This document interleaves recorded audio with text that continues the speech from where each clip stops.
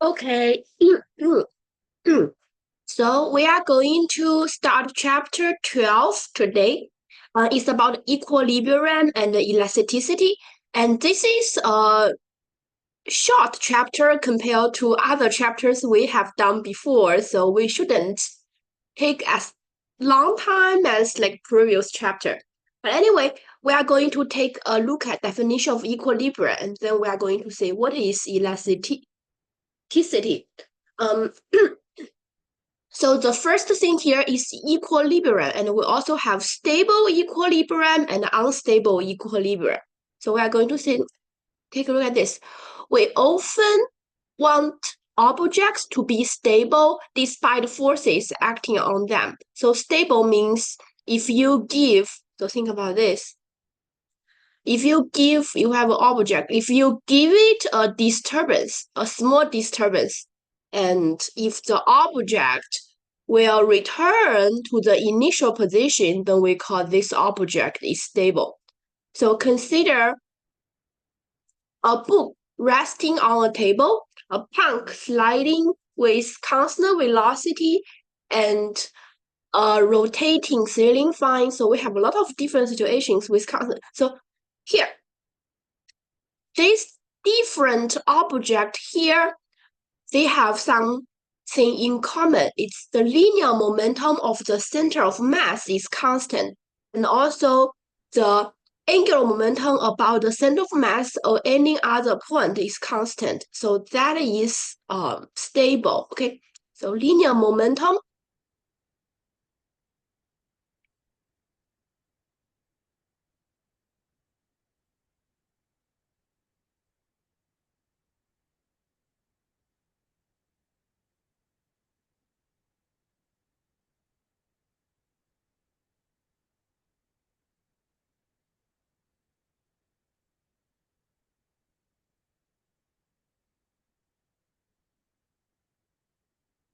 Okay.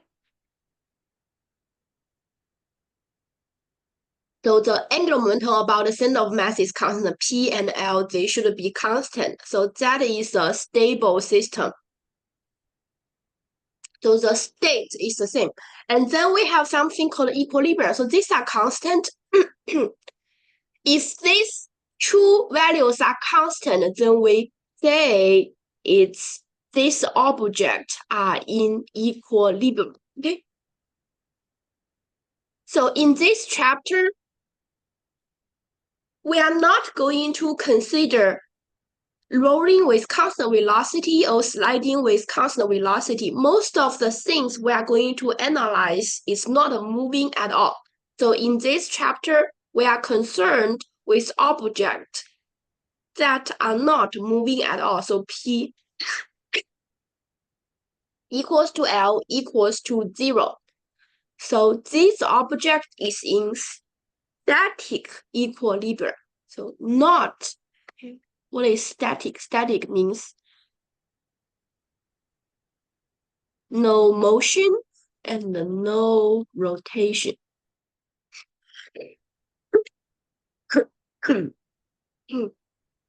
No motion and no rotation. So this is in static equilibrium. Okay.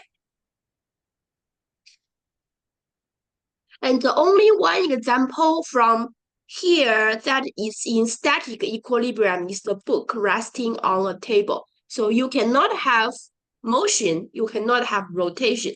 So this is static equilibrium. And we also have stable static equilibrium and also unstable static equilibrium.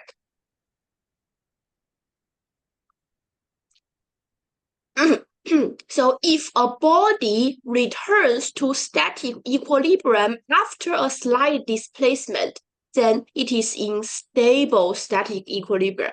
But if a small displacement ends equilibrium, then it is unstable. And see, take a look at this rock here. Although it looks like the rock is going to roll, but if you give the rock a very small disturbance, a very small displacement, this rock will try to like go back. And then this point here is what we call a stable equilibrium. So despite how it looks like, the rock is in stable static equilibrium. Otherwise, it would topple at the slightest gust of wind. So this is a stable equilibrium. We have different way to understand a stable equilibrium or not. I'm going to give you a very easy example to identify what is stable, what is unstable. So if you have a ball, it's a ball, and you have a ball, okay? So here, and then here, and then now you have a plane like this. So if the ball here are not moving, this ball can stay at the top of the ball, okay? Like here, like this. But, so this point 1 here, point 2 here, point 3 here. Which one we can call it stable equilibrium? It's only situation 1. Because if you give it a small disturbance, this ball will go back to here. So that's why it's stable. But if you give 2 a little displacement, what will happen? Is 2 for situation 2, this ball will just slide away, right? It will not go back to this position, to position 2. So that's why it's an unstable equilibrium. And number 3 is what we call neutral equilibrium, okay?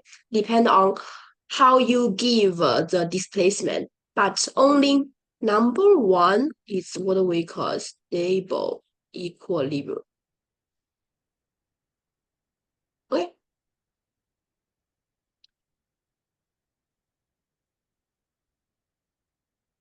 And here we have, in part A of the figure, we have unstable equilibrium. See, this point here, it's unstable equilibrium. Why is that? It's if you give it a small disturbance, a small force, you are going to get situation B, okay? And in C, equilibrium is stable. But if you push the domino, it passes the position shown in A and it falls. So although this is a stable equilibrium, you think about give it a very, very small disturbance, okay? Then very small disturbance, this guy shouldn't move. But if you give it a very big force, then this guy here will still keep over. So the domino will tip over. But situation D, the block in D is even more stable. So you are going to need a bigger force. So only a small force that can destroy the equilibrium, then we call this kind of equilibrium is unstable equilibrium. Okay? And we have requirements for equilibrium. So requirements for equilibrium are given by Newton's second law in linear and rotation form. So here, because it's no motion, we shouldn't have any acceleration and we shouldn't have any angular acceleration. And if our acceleration goes to 0, our force is 0. If our angular acceleration goes to 0, our torque is 0, okay? So therefore, we have for equilibrium, the vector sum of all external forces that act on the body must be 0. So force equals to 0, and also the sum of all the torques goes to 0. So if you have a system that is in equilibrium, you can apply these 2 equations to solve the unknown forces in the problem. And we often simplify into the 3 dimensions if we only consider force in xy plane. So net force along x direction equals to 0, net force along y direction equals to 0, and the net torque equals to 0. And this net torque z, it's either clockwise or counterclockwise, and they are balanced by each other, okay? So balance of force, and also balance of torque. So everything is balanced, then we should have an equilibrium.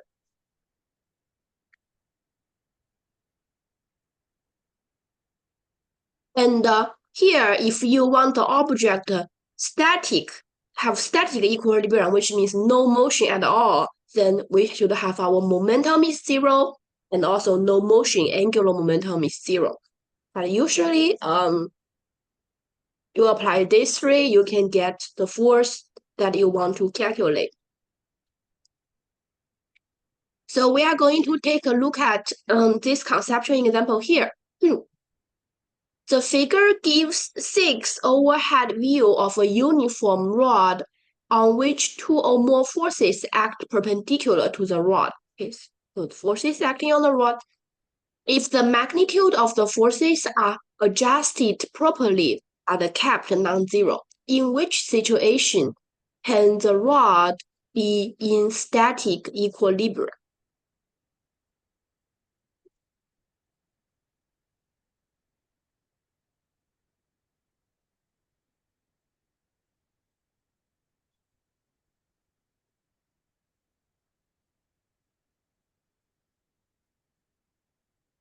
Mm. So what you want is you want to have net force equals to 0 and net torque equals to 0. Because you want to have static equilibrium, you can choose any point on the rod to be an axis of rotation. So for A, you can choose this point as your axis of rotation.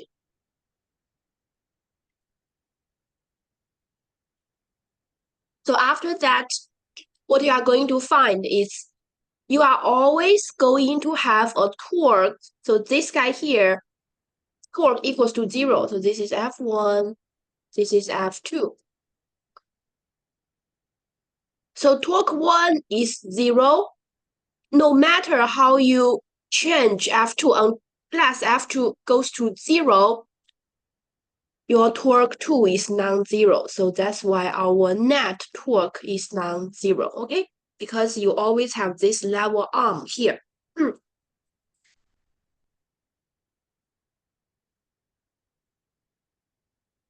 And also,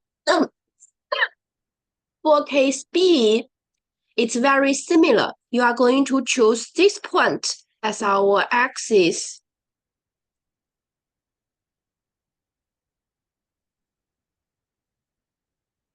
And you are always going to have a torque that is counterclockwise. These two forces will provide counterclockwise torque, because for this guy, your torque equals to 0, but these two torque is non-zero. So you want the net torque to be 0, so that's why this is not right.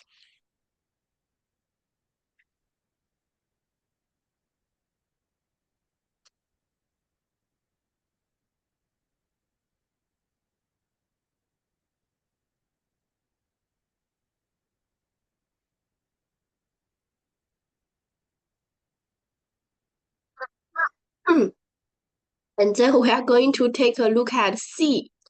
See here, this is a very good example that you can balance everything, because the magnitude of the force can be adjusted. You can choose this guy here as your axis of rotation. You are going to have a torque here and a torque here. You have a force here, and this force is going to create a torque like this. And this force is going to create a torque like this. And this is counterclockwise, so it's positive. And this torque is clockwise, so it's negative. And then these two will be balanced by each other, so that is right. Okay, or you can choose this point, and you are going to see this will also balanced by each other. So that's why situation C is okay.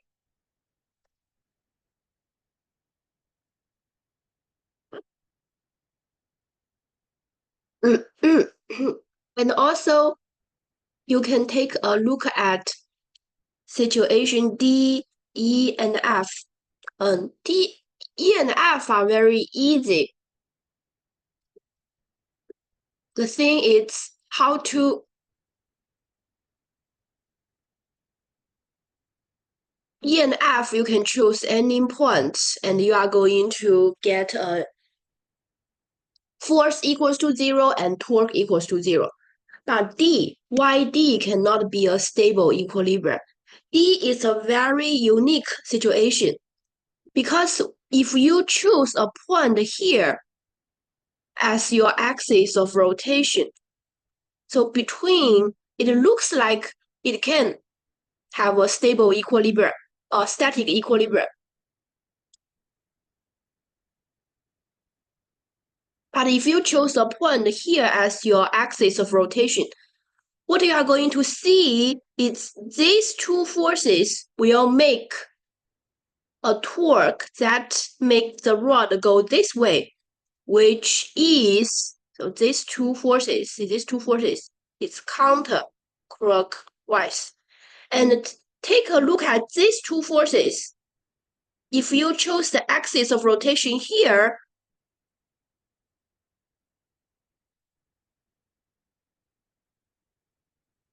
these two forces will also make a counter-clockwise torque.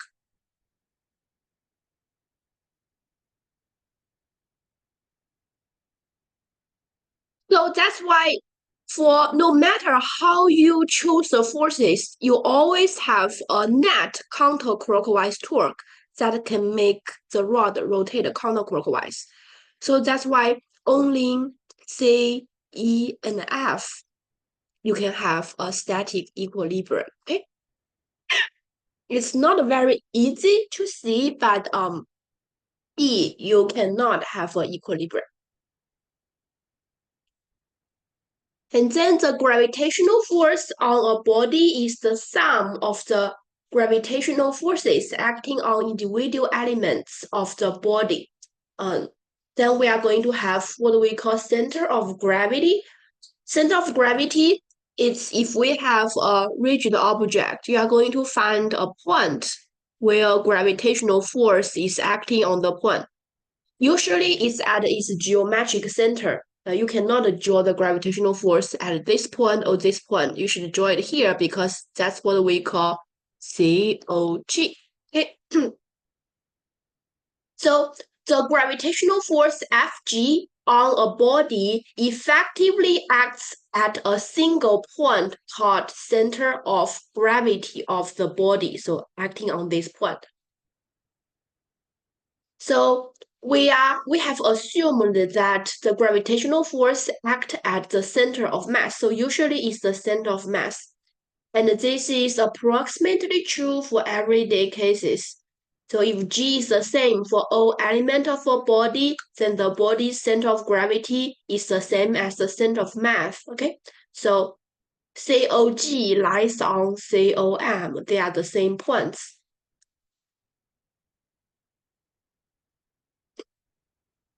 And here, this is the proof. You don't have to worry about the proof. How to prove COG is the same as the center of mass because the torque applied by gravitational force is XLG times FG, and is the sum of the gravitational force acting on each particle, and you are going to sum over the mass, so you are going to get this. You don't have to know this, okay? So it's XCOG, just remember this is the same as XCOM.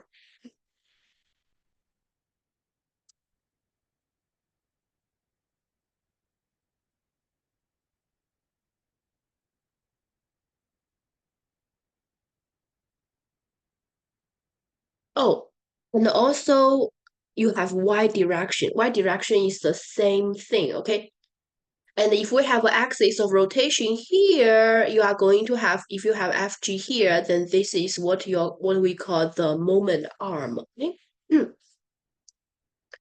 So now we are going to do some examples of the static equilibrium, and you are going to do some calculations.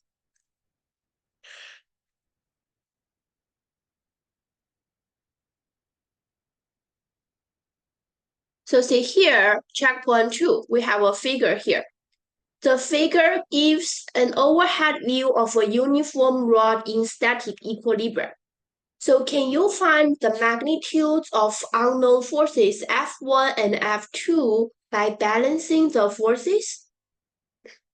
If you wish to find magnitude of F2 by using a balance of torque equation, where you should place the rotational axis to eliminate F1 from the equation.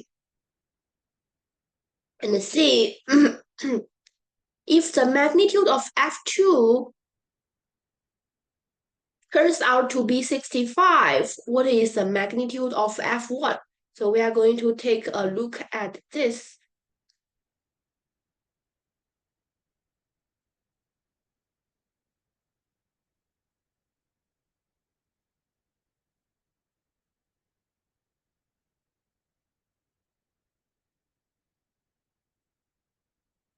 P5. Okay. So by balancing the force, can you calculate F1, F2?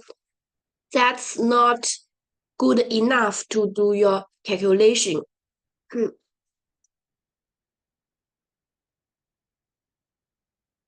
Because if you are going to use balance, then the net force along y direction goes to 0.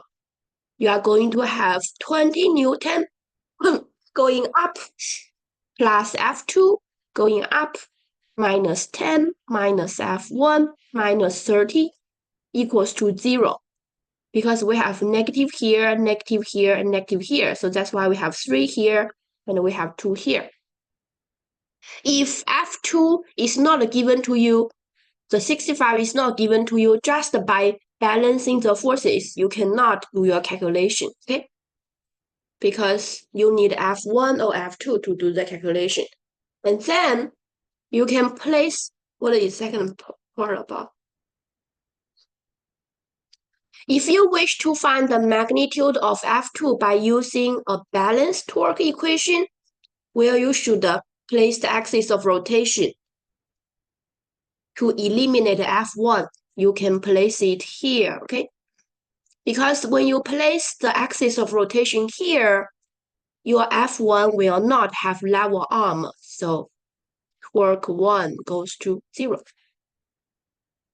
And then if F2 is 65, you can put a 65 here, and then you can get your F1 is 45.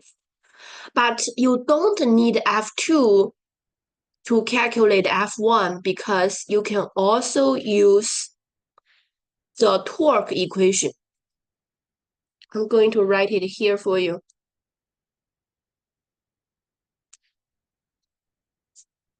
So what you can have, if you use this as your axis of rotation,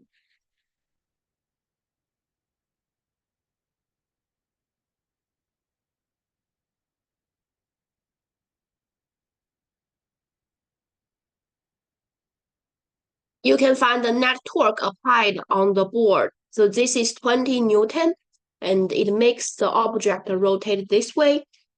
For this one here, this is your lever arm, and rotate this way, it's clock. Let me do it like this. So this way is counterclockwise, which is positive, okay? So everything that is the same rotation, you have positive torque. And the opposite rotation, you have negative torque. So this one is negative. Negative 20 times 60 force times lever arm. You are going to get the torque for this guy. And then we take a look at 10 Newton. Rotation is this way, so it's counterclockwise. So we are going to plus 10 times 2d, and F1 is 0, so plus 0. And this 30 rotated this way, so it's negative 30 times d, and F2 rotated this way, so plus F2 times d plus d, because that's your level arm.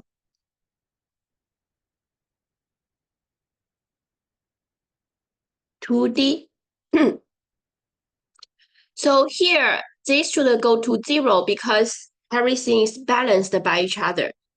So that's why you can do your calculation. It's negative 120 and also get rid of the D. Plus 20, then minus 30 plus F2.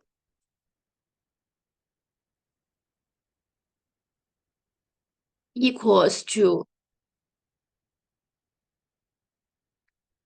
0.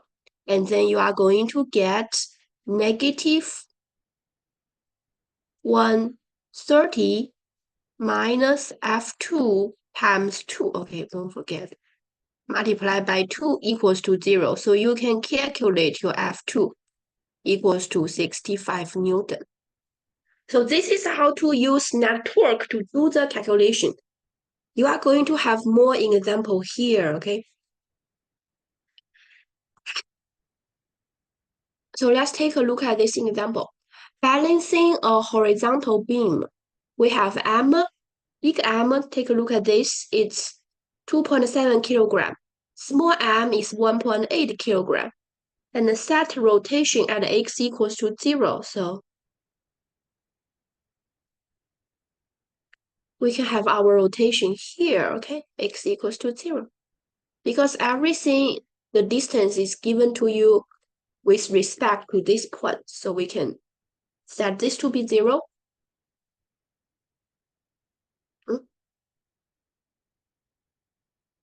And then we can sum the torques. Okay, so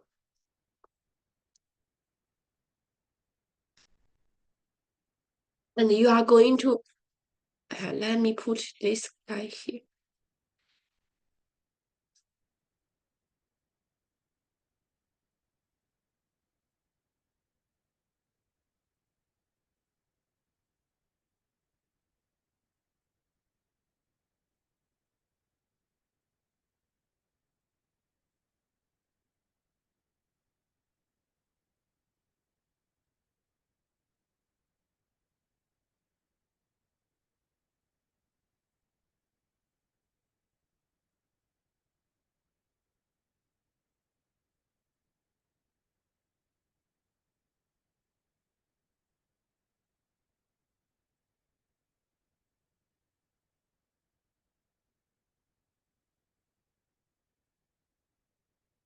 Okay, find the force by the left scale and the right scale.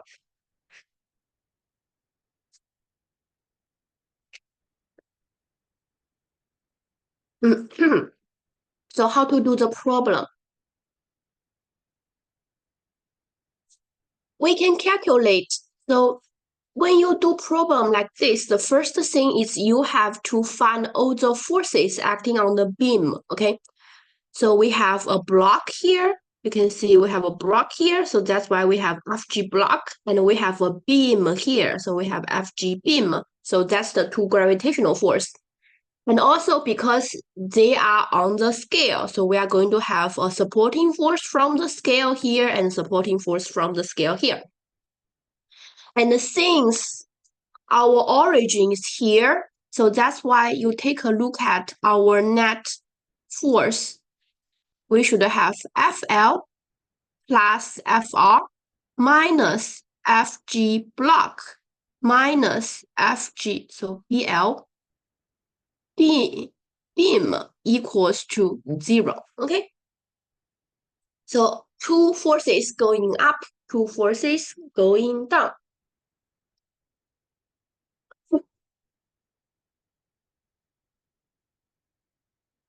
And after that, how do you do it?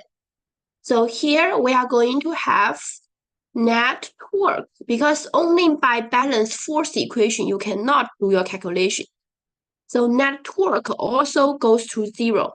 And you take a look at the picture here, we are going to define this direction is positive torque. So this should be negative, this should be negative, and this should be positive, and this is 0. So what you are going to have is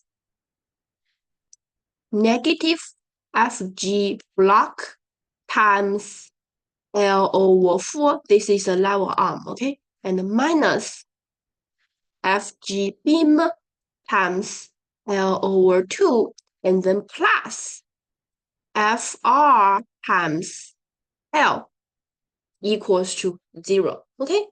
So after that, you can calculate your FR. The L can be crossed out for the 3 terms. So you are going to get log negative 2.7 times 9.8 minus divided by 4 minus 1.8 times 9.8 divided by 2, then plus FR equals to 0. Okay? And you are going to calculate your FR from here. Your FR will be equal to 15 Newton. And once you get FR is 15 Newton here, you can calculate your FL from this equation, equation 1.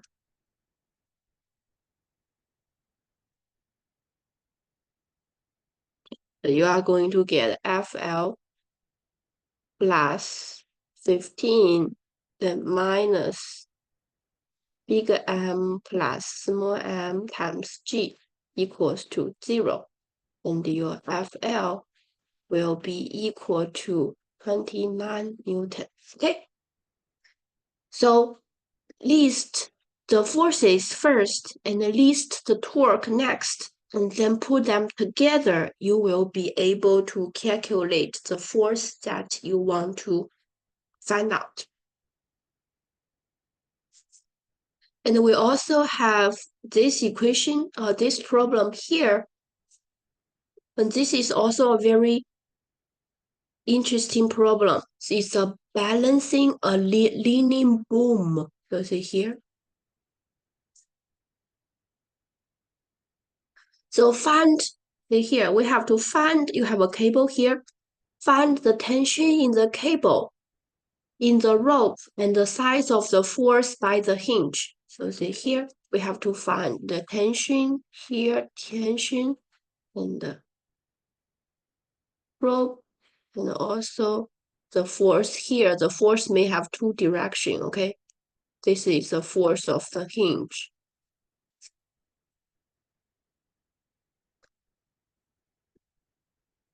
So we have big M is 430, small m is 85, and A is 1.9, B is 2.5.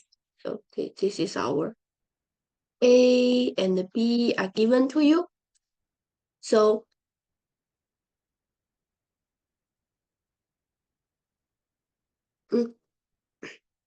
and we are going to, the first step is to set the rotational axis. We can set the rotational axis here. Okay. And then this is the direction for the positive torque. Okay. So we have to find out the torques. So you can see this guy here, the sum of the torque equals to 0. The other thing you will know is the rope will be equal to the, or because it's balancing, so nothing is moving, so this guy should be equal to mg. So this is given to you. And you are going to find out all the torques. So this guy will have torque, this guy will have torque, this guy will have torque, but these two, the forces going through the axis of rotation, so it does not have torque, okay? And then take a look at this, A, B, and 1/2 BMG.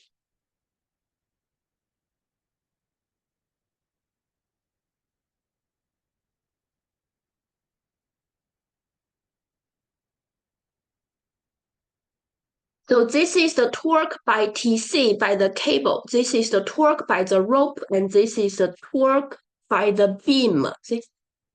Torque by the cable, it's this multiplied by the level arm here.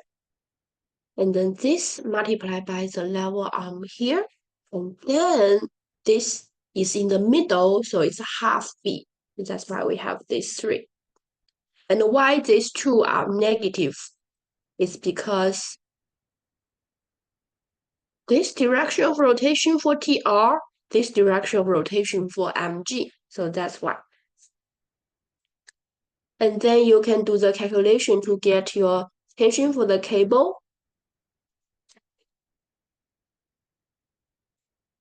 And then we are going to use the balancing force to get your FH and FV, because the vertical component of the force by the hinge minus mg minus TR equals to 0. Let's take a look at the forces. Okay, I'm going to erase that. Up, down, down. And then TC minus, so this is along y direction. TC minus FH equals to 0. So you are going to get your FH, FV, and then use Pythagorean theory. So from here, you are going to get your FV is 5050 Newton. And from here, you get your FH is 6100 Newton. And your total F is square root of FV square plus FH square. So vertical component square plus horizontal component square, then take square root. And then we also have the Leaning Tower of Pisa. And you have this center of mass is displaced for a little bit. So R is the height here is 9.8, H is 60. Oh, not height. Your R. This is your R. From here to the COM, okay? And H is the height, theta is 5.5. And we have two supporter forces at the left and right. And you are going to calculate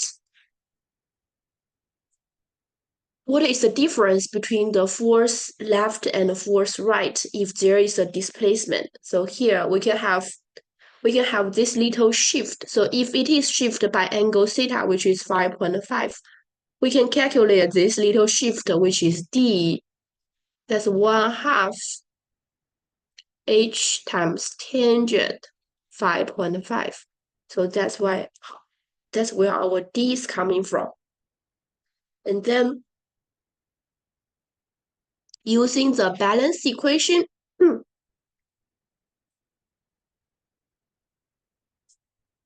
so what is happening here is the center of mass is being displaced to this point, and it will create a torque.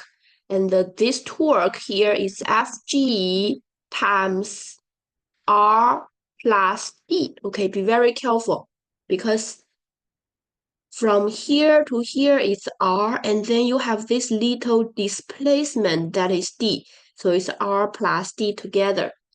And then it should be balanced by the right side. So the normal force right side times 2R, okay? So that's why you are going to get this. R, F, normal force right side is Fg R plus D over 2R. And the left side is,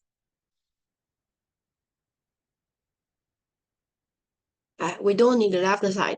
So it's a little bit different from initial. It's Fg divided by 2, because initially the two forces should be balanced by each other, and they are both half of the weight of the tower. So it increased by 30%. So if the tower is leaning, more and more weight will be applied to the right side, okay? And so this is equilibrium, and you have to understand how to use the equations to calculate the forces. I want to have a summary here for the torque. So you have to use net force along x direction equals to 0, net force along y direction equals to 0 if it's necessary, and also net torque equals to 0. Okay?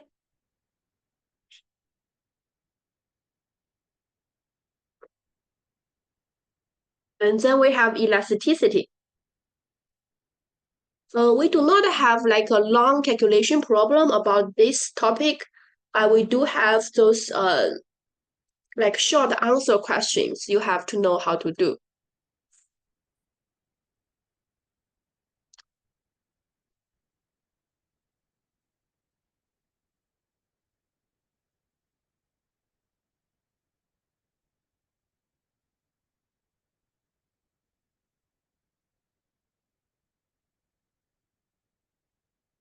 Hmm. So why we are going to introduce elasticity? It's because we are going to talk about the rigid object, right? The shape will not change. But some of the object, the shape will change. So if you think about a jelly, like a jello, jelly. Okay. This is a very good example. Jelly is a very good example of deformation. It's you can squeeze it and you can push it. So this is observable, but for some solid, deformation will also happen. So we are going to run the elasticity of the solid to think about if we apply a force, what if deformation is happening and how to calculate the deformation. And here, for problems in xy plane, we have three independent equations. That is net force along x direction equals 0, and net torque equals to 0, okay? And we can solve for three unknowns. If we have more unknown forces, we cannot solve them, and the situation is indeterminate. And also, we assume the rigid body do not deform. And with some knowledge of elasticity, we can solve more problems. So we are going to take a look at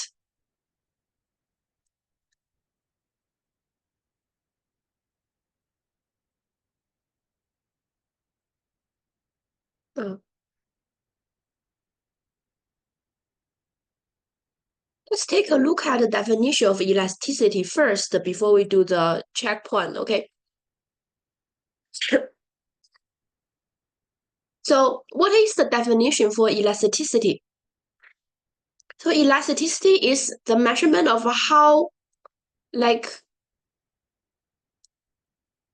have you ever heard of a word called bendy? Like, you can bend yourself, like how bendy you are. So elasticity is some way to measure like how bendy this object or how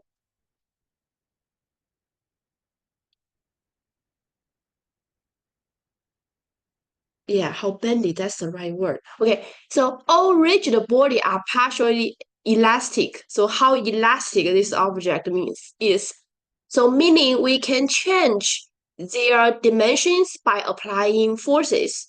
So you can stretch the object and make it longer. So take a look at this picture.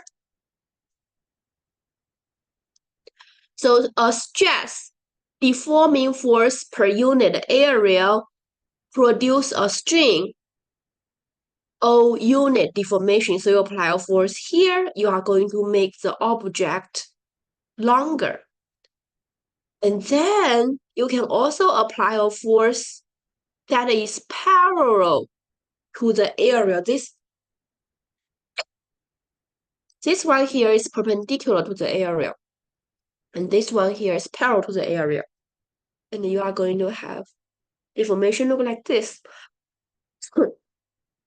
And we also have hydraulic, which looks like this.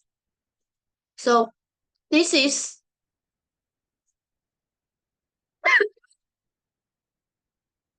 tension, so tensile, and then this is shearing, and this is hydraulic. So you can take a look at the name. Force perpendicular to the area, you are going to create stress or compression, and the force parallel to the area, you are going to create a shear deformation, and then from all area is hydraulic. Okay.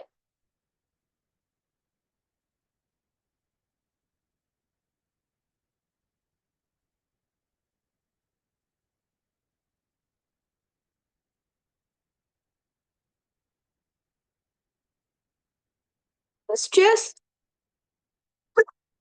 Oh, what happened to my slow? Stress and strain are proportional in the elastic range, but if you apply a stress that is too much, then you may create a permanent deformation. And at the ultimate strength, the material break. Okay, so if you apply a too big of a stress, the material will break.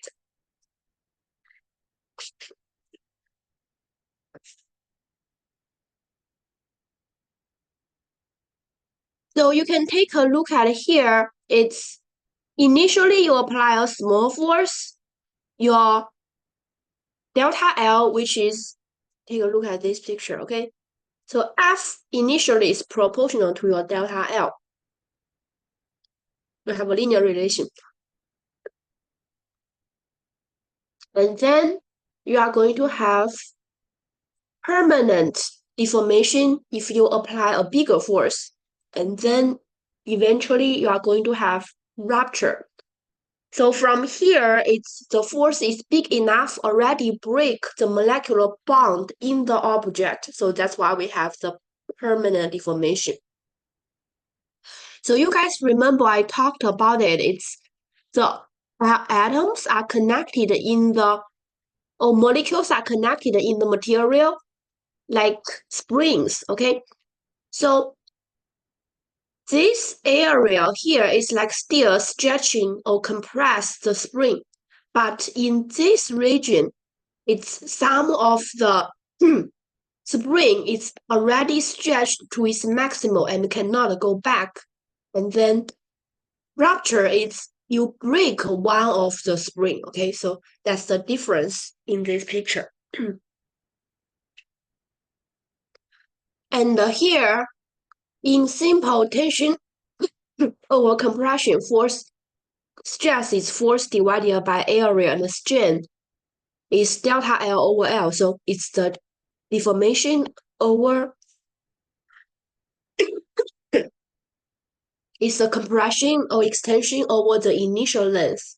And then we have the Young's modulus. It's stress F over A will be equal to, so it's a proportionality, okay? So these two are proportional to each other.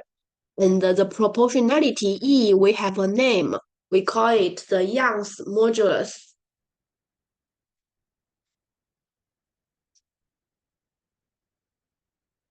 And many material have very different tensile and compressive strengths,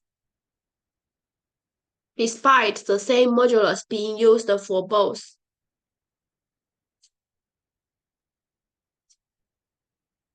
So concrete have very high compressive strength and very low tensile strength. So the extension and the compression is a little bit different, okay?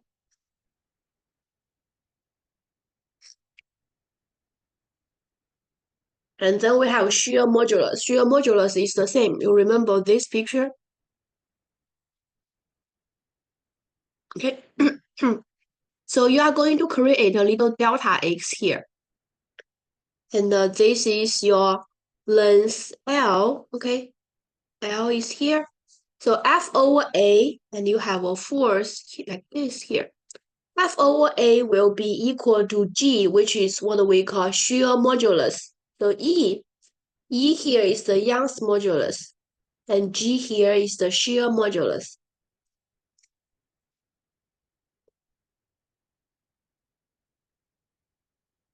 And then we also have bulk modulus. So bulk modulus is used for hydraulic compression. And here, this is the pressure will be equal to bulk modulus times the change in volume. Okay, so this is the volume.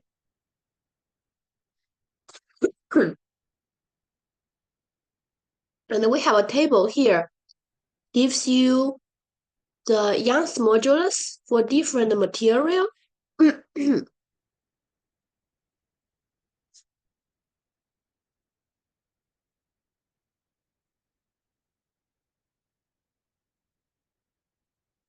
So the value is bigger, then that means it requires bigger force to extend the object. You can see steel is a very hard material to rupture and to extend. Not rupture, to extend or compress. Oh my gosh. And you can see different material. And also our bone can be stretched for a little bit, so you can see. And then, so let's try to do this problem. Okay, that will be our last calculation for our class today. So balancing a wobbly table. We have 3 legs of 1 meter, and the force is longer by 0.5 millimeter. This is 0.5 times 10 to the power of -3 meter, okay?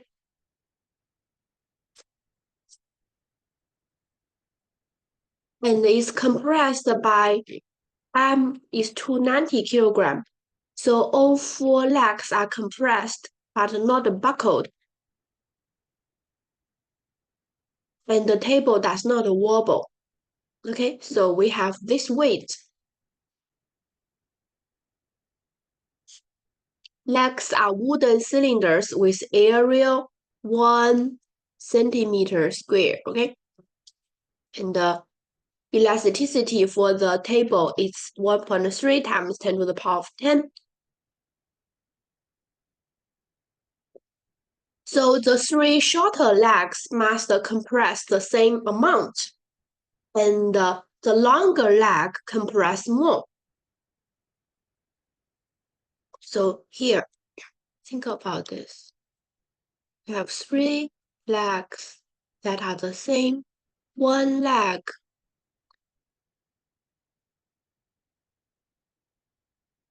is longer. So if the table won't wobble, they are going to have the same compression for the 3 legs. And this one here, you are going to compress a little bit more, okay? So that's why we have this. The 4th leg compression will be equal to the 3 legs plus the extra length so that the table won't wobble, okay? So here,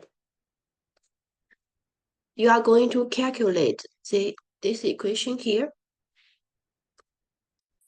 F over A equals to E times delta L over L.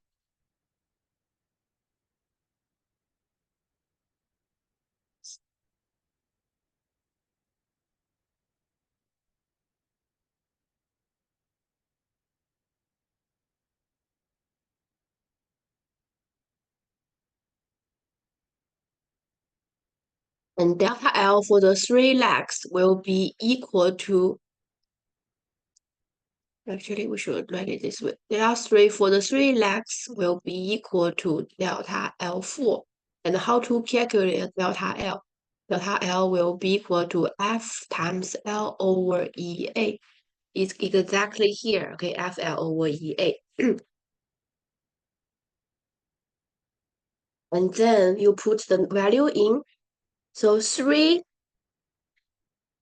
legs plus the 4th leg have the same, so the 4 forces by the leg will balance the gravitational force, right? And then you have to replace your F4 with your F3 by this equation. So put this equation in here, then you will be able to solve for F3 and F4. And you can see the results here. Each short leg is compressed by 0.42, and the longer leg is compressed by 0.92. So the difference is 0.5 millimeter, okay? And they are the same length, not the same length. So the legs will be even on the ground. So this is on this chapter. There is something wrong with my throat, so that's why my sound is a little weird. But we finished our lecture today. And I'll see you guys tomorrow. Okay. Oh, my throat's get better. Oh, bye bye.